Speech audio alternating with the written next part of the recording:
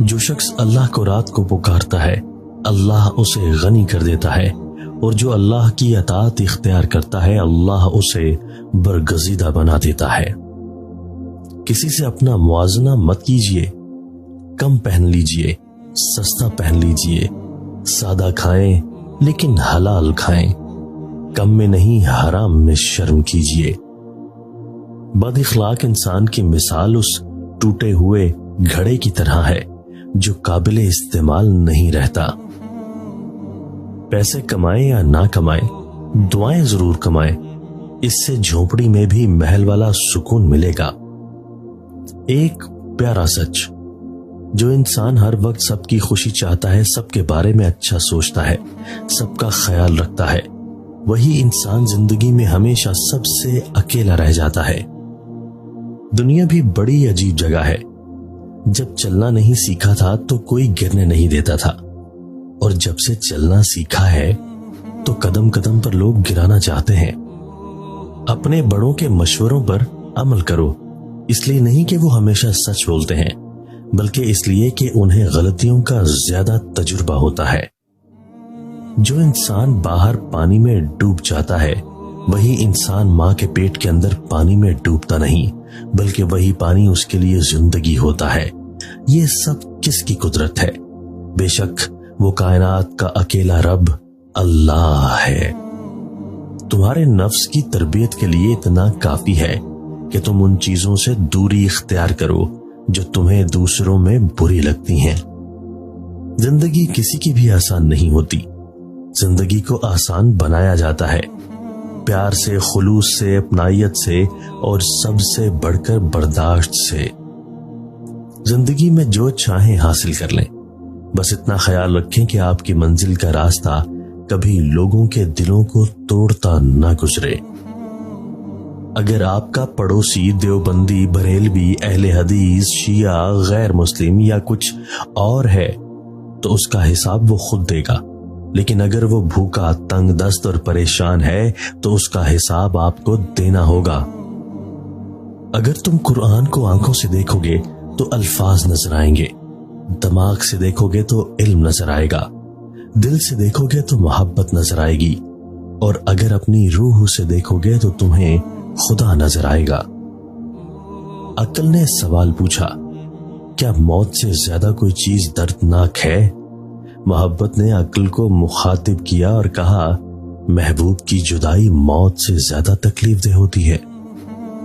پریشانی سے بچنے کا ایک طریقہ یہ ہے کہ آپ اپنے آپ کو اور اپنی آرزوؤں کو اس اللہ کے حوالے کر دیں جس کے حوالے آپ نے بھی ہو ہی جانا ہے۔ جس نے دنیا کو چاہا اسے دنیا ملی، جس نے عقبہ کو چاہا اسے عقبہ ملی، اور جس نے مولا کو چاہا اسے سب کچھ مل گیا، وہ مالک کل ہو گیا۔ نیکی کا نام لینا بھی نیکی ہے، نیک بات سننا بھی نیکی ہے، نیک مقام دیکھنا بھی نیکی ہے، نیک انسان سے ملنا بھی نیکی ہے، نیک لوگوں کا تذکرہ بھی نیکی ہے، نیک خیال بھی نیکی ہے، نیک علم بھی نیکی ہے، نیک عمل تو خیر ہے ہی نیکی۔ عزت کرنے والا ڈپریشن میں نہیں آئے گا، اطاعت کرنے والا ڈپریشن میں نہیں آئے گا۔ کسی کے ساتھ نیکی کرنا اپنا اصول بنا لو تو ایسا شخص ڈپریشن میں نہیں آئے گا۔ فانی سے محبت کرو گے تو فنا ہو جاؤ گے، اور باقی سے محبت کرو گے تو بقا والے ہو جاؤ گے۔ جس کی یاد ہمیشہ ہے اس کو یاد کرنے والا بھی ہمیشہ ہوگا۔ بادشاہوں نے بادشاہی چھوڑ کر درویشی قبول تو کی، لیکن کسی درویش نے درویشی چھوڑ کر کبھی بادشاہی قبول نہیں کی۔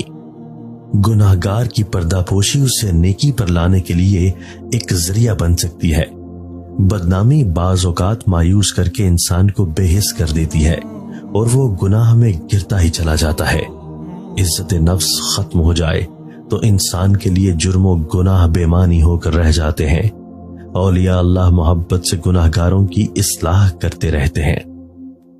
آپ کے سانس گنتی کے مقرر ہو چکے ہیں، نہ کوئی حادثہ آپ کو پہلے مار سکتا ہے، نہ کوئی حفاظت آپ کو دیر تک زندہ رکھ سکتی ہے۔ دعا کی قبولیت کا وقت आपकी नीयत, आपका इखलास, आपकी कारकर्दगी जब एक फ्रीक्वेंसी पर आ जाए तो वही कबूलियत दुआ का वक्त है। ये बाहर खारिज में नहीं, आपके अंदर है। इसके अलावा कुछ मुकामात ऐसे हैं जैसे हरम काबा वगैरह, जहां की फजीलत आपकी दुआ की कबूलियत के लिए सनद है। किसी दुआ के फिलफौर पूरा ना होने में मसलहत यही है कि रब्बे करीम को अपनी मजीद तरबियत मकसूद है। अभी और पुख्तगी चाहिए जनाब के मिजाज गरामी में।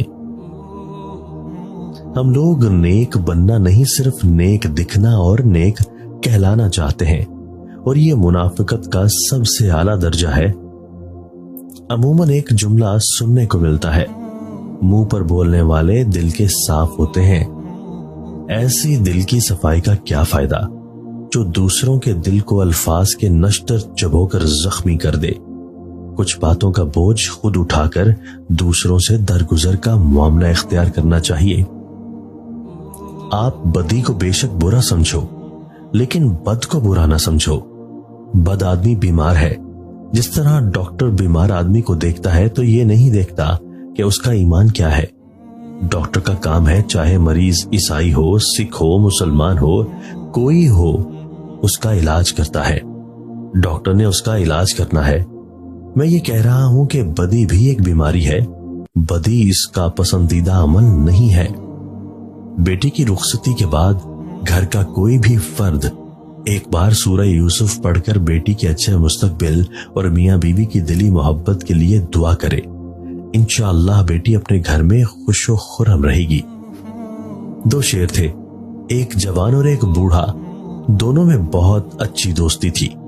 दोनों में एक दिन कुछ गलत फहमी हो गई। दोनों एक दूसरे के दुश्मन हो गए।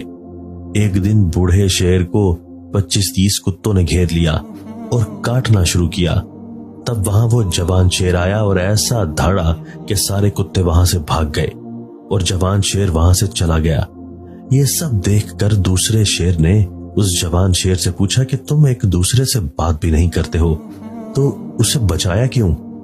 तब जवान शेर ने कहा, आपस में नाराजगी भले ही हो, लेकिन समाज में ऐसी कमजोरी नहीं होनी चाहिए कि कुत्ते भी उसका फायदा उठा लें। कभी कभी हमारे रास्ते में आया टूटा हुआ पुल बुरा नहीं होता। वो आपको ऐसी जगह पे जाने से रोकता है जहां आपको नहीं जाना चाहिए।